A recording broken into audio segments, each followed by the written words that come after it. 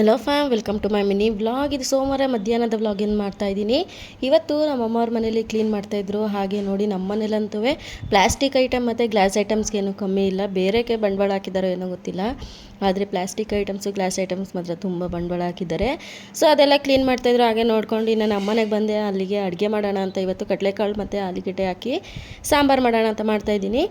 ಮಸಾಲೆಗೆ ಕಾಯಿ, ಈರುಳ್ಳಿ, ಟೊಮೊಟೊ, ಮೆಣಸಿಕಾಯಿ, ಕೊತ್ತಂಬರಿ ಸೊಪ್ಪು, ಕಡಲೆ, ಹಾಗೆ ಚಕ್ಕೆ, ಲವಂಗ, ಶುಂಠಿನ ಹಾಕಿ ಒಂದು 2 ಸ್ಪೂನ್ ಮಾಂಸ ಸಾಂಬಾರು ಪೌಡ್ರನ್ನ ಹಾಕಿ ರುಬ್ಬಿದ್ರೆ ಮಸಾಲೆ ರೆಡಿ ಆಗುತ್ತೆ. ಇನ್ನು ಕುಕ್ಕರ್ಗೆ ಎಣ್ಣೆ, ಈರುಳ್ಳಿ, ಹಾಗೆ ಕಾಳು ಮತ್ತು ಆಲೂಗಡ್ಡೆನ ಹಾಕಿ ಹಸಿ ವಾಸನೆ ಹೋಗೋವರೆಗೂ ಕೂಡ ಬೇಯಿಸ್ಕೊಂಡು, ಅದಾದಮೇಲೆ ನಾವು ಮಸಾಲೆ ರುಬ್ಬಿಟ್ಕೊಂಡಿರುವಂಥದ್ದನ್ನ ಒಂದು 5 ನಿಮಿಷ ಬೇಯಿಸ್ಕೊಂಡು, ನಮಗೆ ಎಷ್ಟು ನೀರು ಬೇಕೋ ಅಷ್ಟು ನೀರಿಗೆ ಹೆಚ್ಚಿಸ್ಕೊಂಡು ರುಚಿಗೆ ತಕ್ಕಷ್ಟು ಉಪ್ಪು ಹಾಕಿದ್ರೆ ಸಿಂಪಲ್ ಆ್ಯಂಡ್ ಟೇಸ್ಟಿಯಾಗಿರುವಂಥ ಕಡಲೆಕಾಳು ಸಾಂಬಾರು ಕೂಡ ರೆಡಿಯಾಗುತ್ತೆ. ಈ ರೆಸಿಪಿ ಒಂದ್ಸಲಿ ಮಾಡಿ ನೋಡಿ, ತುಂಬಾ ಚೆನ್ನಾಗಿರುತ್ತೆ.